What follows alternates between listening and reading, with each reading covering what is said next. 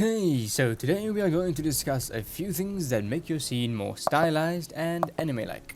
I'ma split this into two parts, nature tips and interior tips. We have no plan on dilly-dallying, so let us head straight into it. For now, I have three things for you regarding nature tips: grass shadows, sky textures, and showing distance through color.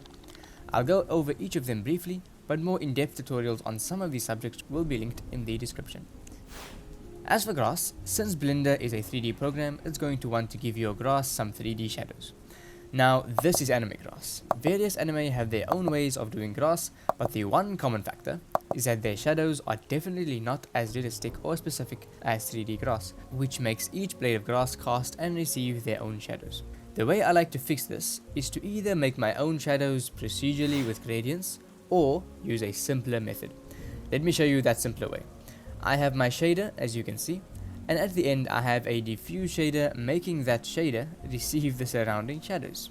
Now if I plug a normal node into the normal of that diffuse, the grass stops looking 3D but still receives external shadows like these large columns. From here on out you can edit it however you want, it's literally a clean canvas. Now, sky textures. Please don't make your skies boring. Anime skies are super duper beautiful, and even though I'm not good with it, I try replicating that beauty through editing the world shader. You can either add interest by making the sky a gradient texture, adding clouds, adding stars, or combining all of these.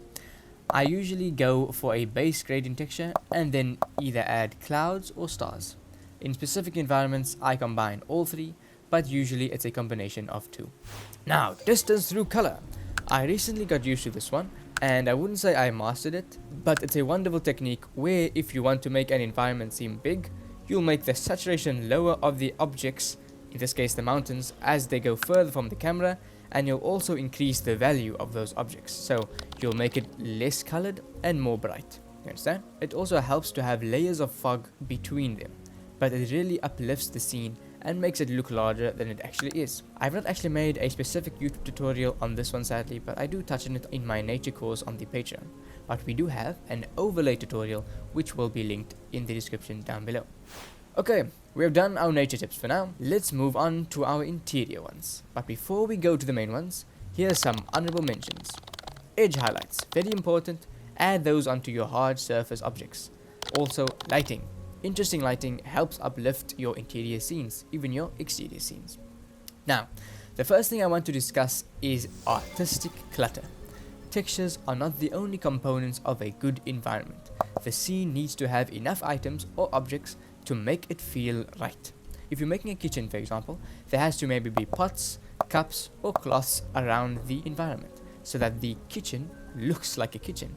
There are of course exceptions to that, but clutter to give life to a scene is integral, especially if there's a story. Here are two examples. There are both the exact same scene, but there are some elements in one of them that are absent in the other.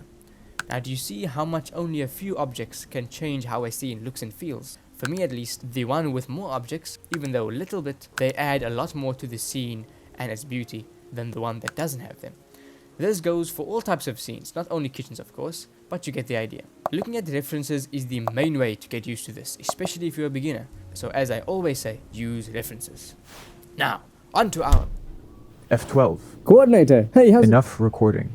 Come with me. Oh, where are we going? The board of directors are about to convene. We're about to initiate phase 2.